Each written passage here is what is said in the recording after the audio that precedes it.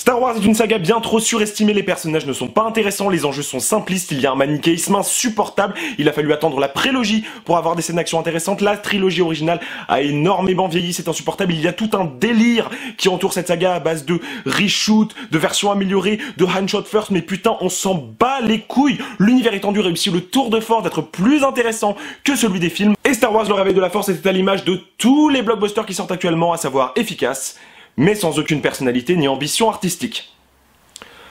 Ah, ça fait du bien. En même temps, je peux casser les couilles des fans de Star Wars qu'une seule fois par an, donc j'en profite un petit peu. Bien, donc après avoir commis ce suicide qui va me faire déshériter, puisqu'il faut savoir que dans ma famille, Star Wars c'est une institution, une religion, à tel point que mes parents sont à deux droits de se déclarer Jedi, comme ça a été le cas au Royaume-Uni il y a quelque temps. Après tout ça, après ce besoin, cette expulsion nécessaire, parlons de Star Wars Les Derniers Jedi, réalisé par Rian Johnson. Et je suis calme, voilà, j'avais besoin d'une petite introduction pour me défouler, je vous laisse d'ailleurs démêler le vrai du faux et voir où est-ce qu'il y a de l'ironie et où est-ce qu'il n'y en a pas. Mais maintenant il est temps de parler du film en tant que tel, le nouveau volet de la saga Star Wars 8. C'est marrant quand même parce que c'est uniquement avec Star Wars que tu peux appeler ton film numéro 8 et que les gens seront quand même hypés pour le voir. Tu prends n'importe quelle autre série de films, les gens rigoleront à la limite, iront le voir défoncer, j'en sais rien, pour se foutre de sa gueule. Mais non, Star Wars, c'est sérieux. Star Wars, c'est une institution. Donc parlons-en sérieusement. En plus, j'ai eu la chance de voir le film dans d'excellentes conditions, puisque je l'ai vu en anglais IMAX 3D. Donc je pense que je pouvais pas faire mieux pour profiter de l'expérience cinématographique qu'a voulu nous offrir Rian Johnson. Et je vous propose de commencer tout de suite. Star Wars Les Derniers Jedi est un meilleur film que Star Wars Le Réveil de la Force. En même temps, Star Wars Le Réveil de la Force était tellement sans ambition que c'était un peu triste. Oui, ok, c'était difficile, fallait relancer la saga, etc. Mais enfin bon, tu peux quand même apporter 2-3 idées intéressantes, tu vois, tu peux prendre 2-3 risques au niveau de ta démarche de réalisateur, de scénariste. Oh non, alors là, clairement pas, ils se sont contentés de faire d'une fanservice pendant 2 heures. Tout le monde a aimé. En même temps, le scénario était efficace, les scènes d'action étaient plutôt plaisantes, moi aussi j'ai apprécié mon visionnage, hein. Bon, ça volait quand même pas très haut. Et pour ce second opus de cette troisième trilogie, du coup, nous avons Rian Johnson. Rian Johnson, réalisateur de Looper, qui donc débarque dans ce projet, qui est à la fois le réalisateur et le scénariste du film. Et une chose est sûre, il y a eu du changement. Et ça, c'est la première chose que je voudrais noter. Star Wars, Les Derniers Jedi, apporte des choses neuves dans l'univers de la saga, et des choses pas forcément inintéressantes. C'est-à-dire tout ce qui entoure le personnage de Leia, même si c'est traité très bizarrement, je trouve pas ça con.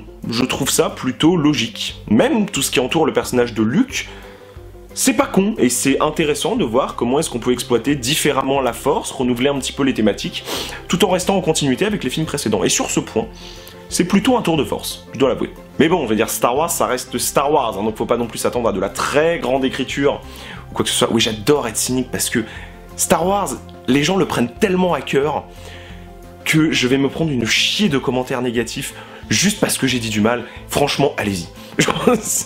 Ça me pose aucun problème.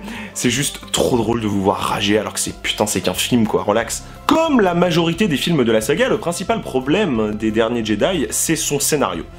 Non pas les enjeux qui sont traités, qui sont plutôt intéressants, je dois avouer, j'ai même été assez surpris, il y a tout un commentaire autour de la guerre, sur la filiation, sur l'héritage, sur le mensonge, qui sont pas cons et plutôt bien amenés.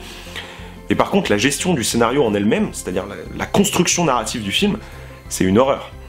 En fait, Rian Johnson, il a fait un choix que je ne peux pas cautionner, de toute évidence, qui est d'avoir construit son film de 2h30 exclusivement en montage alterné. C'est-à-dire qu'en fait, vous avez en gros 4 ou 5 séquences dans le film qui se passent à des endroits différents, avec des personnages différents, et qui se passent de façon simultanée dans la temporalité. Donc du coup, ce qu'il fait au montage, c'est qu'il switch en permanence d'une séquence à l'autre. Et c'est une technique de gueudin, hein, tout simplement parce que faire ce choix narratif-là, à moins qu'on ait des personnages extrêmement forts, des intrigues super intéressantes, et qu'on soit captivé à chaque instant par ce qui se passe dans ces 5 lieux différents, et bah ça détruit complètement la construction dramatique de l'ensemble des scènes.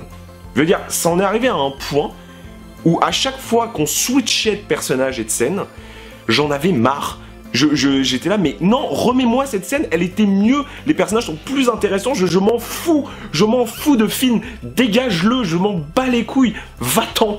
Et le fait est que tout le film est construit comme ça, donc par conséquent, c'est un peu compliqué pour moi de m'investir dedans, dans la mesure où à chaque fois qu'il se passe un truc dramatiquement intéressant, bah, on switch de scène, pour nous montrer Finn qui est en prison. Ce qui est totalement insupportable, putain. Et surtout, ça crée un gros problème. C'est que ce film ressemble à un épisode de série télé. Il est construit comme un épisode de série télé, parce que la narration par montage alterné comme ça, c'est quelque chose qui se fait beaucoup dans les séries, très peu dans les films, parce que dans les films, t'as pas le temps de développer des dramaturgies suffisamment longues pour te permettre de switcher de scène en permanence comme ça. Sinon, tu déconstruis la tension de tes scènes. Et c'est exactement ce qui se passe dans ce film. Et c'est là le principal problème de Star Wars Les Derniers Jedi, c'est cette narration complètement éclatée, complètement fucked up, pour ma part. Voilà, pour moi, c'est un ratage complet d'un point de vue de la narration. Mais en même temps, le film est plutôt cool, donc je suis assez partagé, en fait. C'est-à-dire que, comprenez-moi bien, il y a des scènes chiantes à crever. Genre vraiment, en plus le film dure 2h30 et c'est clairement beaucoup trop long pour ce que ça veut raconter, mais ça, à la limite on s'en fout. C'est un problème qui est très moderne dans le cinéma avec cette idée qu'il faut qu'un blockbuster fasse plus de 2h30 sinon c'est pas un vrai blockbuster. Tant pis pour toi de penser ça, voilà, gâche ton film, c'est pas mon problème. Mais là où paradoxalement ça rend le film meilleur, c'est que cet ennui crée de l'attente et de la frustration. Et du coup, lorsque il y a de vraies bonnes scènes qui arrivent, elles t'explosent à la gueule. Et c'est là où clairement on remarque l'influence de Rian Johnson, parce que la force de Rian Johnson, c'est de construire ces scènes de façon à amener une sorte de climax qui va ultra bien fonctionner et qui aura été préparé par la lenteur des scènes précédentes. Un exemple très clair, c'est cette scène dans Looper où le gamin utilise pour la première fois ses pouvoirs, qui est une scène complètement dingue et qui est forte parce que elle a été amenée par la lenteur des scènes précédentes.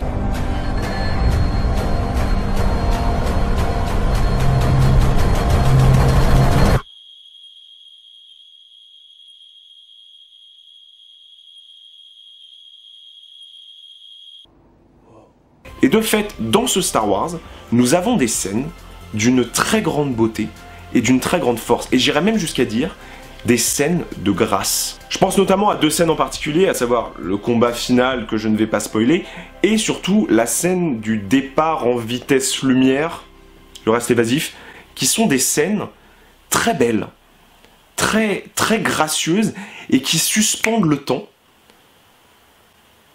pour le plus grand bonheur des spectateurs. D'un point de vue de la réalisation, le film n'est pas un tour de force, hein. Je veux dire, c'est assez classique, c'est assez normal, même personnellement je préfère le style de J.J. Abrams, parce que de toute façon j'ai fait le deuil de ce que Gareth Edwards a fait avec Rogue One, puisqu'il s'est fait têche de l'univers, alors que c'était clairement la meilleure réalisation de tous les films de la saga, mais Rian Johnson est très loin d'être un tâcheron, il fait le taf, et comme je l'ai dit, il y a 2-3 scènes très belles, très fortes, qui fonctionnent extrêmement bien. Et rien que pour ces scènes, vraiment je vous invite à aller voir le film, parce que ça a toujours été la force de Star Wars. C'est de savoir construire ces films autour de quelques scènes très iconiques, très marquantes, et qui font toute la saveur des longs métrages. Pour ce qui est du reste, on se fait chier, je dois vous l'avouer, moi j'ai trouvé le film assez mou personnellement, et beaucoup de scènes ne sont pas intéressantes du tout, et durent beaucoup trop longtemps pour ce qu'elles ont à raconter, et surtout clairement on sent que Rian Johnson n'est pas intéressé par tous les personnages du film. Je veux dire, Rey, Luke et Kylo Ren sont là, sont présents, sont bien développés, ont un background intéressant et des changements qui sont bienvenus. Mais par contre, Finn et Poe, alors là c'est le fond du trou quoi. Je veux dire, entre le mec impulsif complètement con qui met tout le monde en danger juste parce que il veut montrer qu'il a des couilles, et Finn le lâche apeuré en permanence qui a un grand cœur au fond qui bat. Bah clairement, c'est des personnages qui font tâche. Et c'est un peu bizarre dans la mesure où c'est censé être des personnages centraux de cette nouvelle saga. Et c'est là où du coup cette narration alternée, oui je sais, je reviens dessus, est d'autant plus frustrante, c'est qu'on voit autant Rey et Luke, et Kylo, que Finn et Poe. Sauf que Finn et Poe, on s'en bat les couilles totalement de ce qui leur arrive. C'est des personnages chiants comme la pluie, qui ont des personnalités mais d'une simplicité qui tient sur un post-it, et on les voit autant que les trucs méga badass à base de Jedi, de Sith, de réflexion sur la force, d'évolution de Star Wars, etc. Donc clairement, moi je trouve que ça casse les couilles. Parce qu'il y avait grave moyen de rendre ton film prenant, intéressant à partir de toutes ces nouvelles choses que Rian Johnson a apportées. Mais non, il est obligé d'écrire la suite du film d'avant et du coup de développer des trucs complètement osef à côté. Et c'est vraiment ça que je retiens des derniers Jedi, c'est que il y a le potentiel pour faire un truc génial, mais qu'il y a des trucs complètement à chier qui coexistent avec des avancées vachement intéressantes. Et du coup, bah, c'est clairement un résultat en demi-teinte. Mais d'un autre côté, comme j'avais l'immense avantage de ne rien attendre du film, parce que Star Wars, je m'en fous, je ne le répéterai jamais assez, bah j'ai été plutôt agréablement surpris par le film et je vous invite à le voir, ne serait-ce que pour toute la séquence finale, qui, bien qu'elle arrive au bout de 2h20 de film et que du coup t'en as vraiment marre et t'as envie que ça s'arrête, est putain d'impressionnante. En tous les cas, voilà, vous avez l'avis d'un non-fan qui vaut ce qu'il vaut. N'oubliez pas de vous faire le vôtre. Et moi je vous dis à plus pour de prochaines critiques. Ciao tout le monde.